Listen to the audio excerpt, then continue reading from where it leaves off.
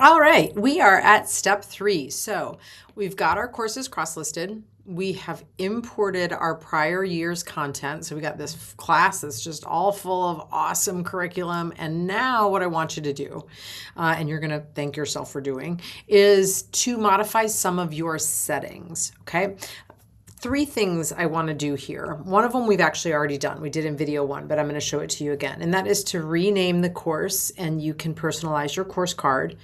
Number 2, I want you to consider making modules your homepage. And how do you do that, or how do you set a homepage? We'll kind of generalize that a little bit.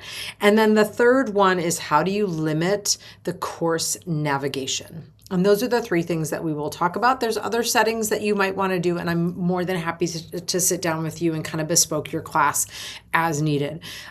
So let's just stay in the U.S. history category, although some of this I will also make sure I do to my community period. So for however many courses you have, I encourage you to take these steps for all of your courses. But let's jump into U.S. history.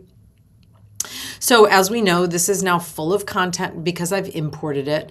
But what I see actually, you know what's super interesting is it maintained my course navigation. Do you see all these like eyes are crossed out? That means all of these things are invisible to the students. Let's go to student view real quick. What does a student see in my U.S. history course?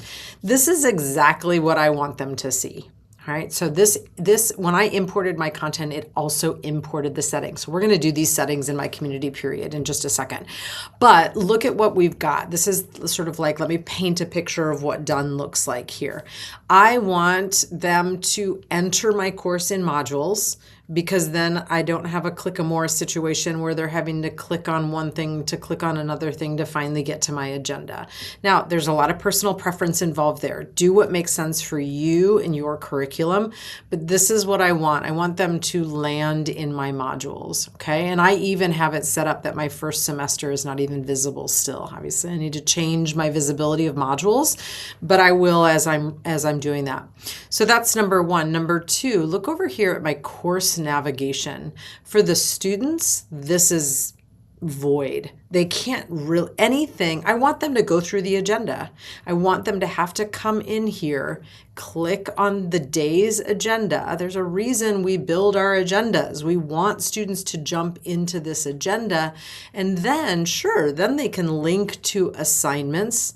Okay, interestingly, this is from the previous video we saw. This is my unit that might be a little bit of a mess here in Canvas. So maybe I'm risking something here by using it as an example.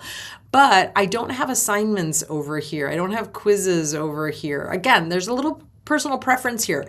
But I think the overarching concept is, as much as you can limit entryway points that could be confusing for students, the better.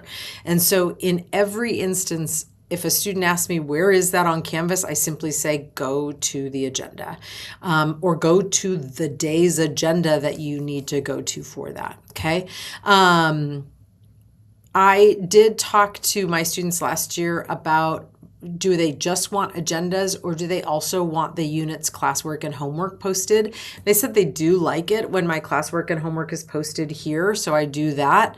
But that's sort of how I limit the visibility. All right, let's get out of here. And so how did I do that? How did I get that set up? And so let's go back to my dashboard, and I'm going to guess that my community period does not have this set up that way. It does not. So let's do those 2 things. All right. So name and course card. This is already done for this course, but let me go to my settings, and right here under name and course code, you can change both of those things to simplify what is there. And then you can upload an image that is a course card that students will see. Okay, so that name and that course card are visible on the dashboard. I also have the ability to adjust the primary color of this, and if I apply that, you can see it changes the color there, and here on this one it's red. Okay, so I do have that ability to change that. All right, second thing we want to talk to, how did I make modules home? Let me go back into my community period, and I'm going to come over here on the right-hand side and click on Choose Home Page. Now, here are my options that I can choose from, and I'm going to simply make sure that the radial button in front of Course Modules is the one that is selected, and I'm going to save that. Okay. All right, so those are the first two things in our settings we want to make sure that we do. Give it a name that makes more sense. It's not the name it was given, that sort of convoluted name that's got course numbers and all sorts of stuff in it. You don't need any of that. Call it what it is. Modules is now my home page. And the third thing that I'm going to do is I'm going to limit what's over here in the course navigation. So I've got to come all the way down to my settings for this. It's rule of thumb, we kind of keep going back to that, right? And I'm going to come to navigation.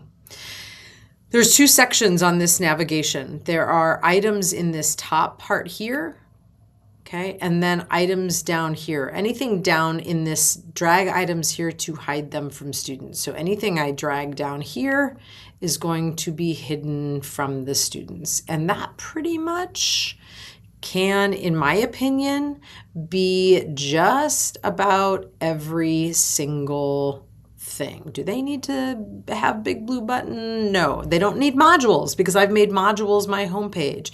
They don't need quizzes. First of all, this is my community period, but for a regular class, I'm going to link the quiz in my agenda.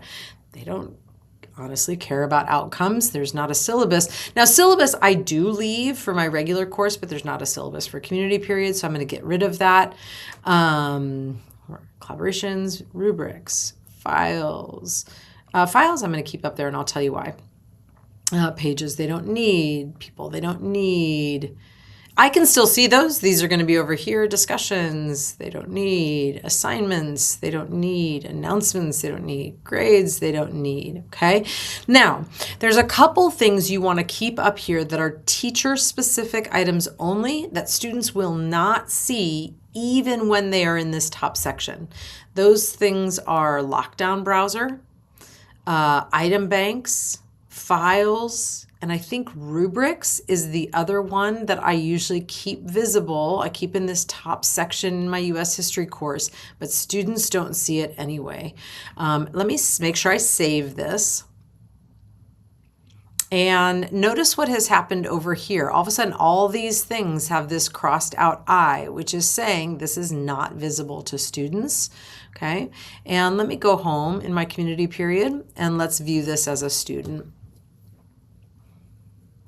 Oh, files, that is something I guess that is also visible to students. So I'm going to change the visibility of that. But now you can see that this is what a student would see.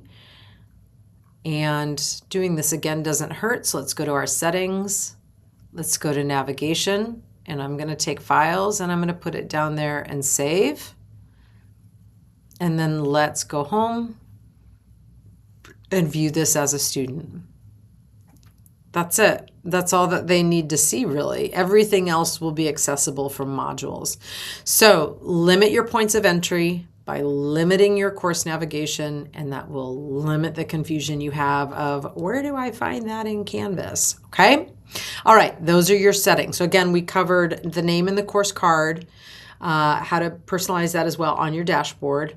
We covered how to make modules your homepage and how to limit course navigation. If you have any questions, as always, let me know. Thanks.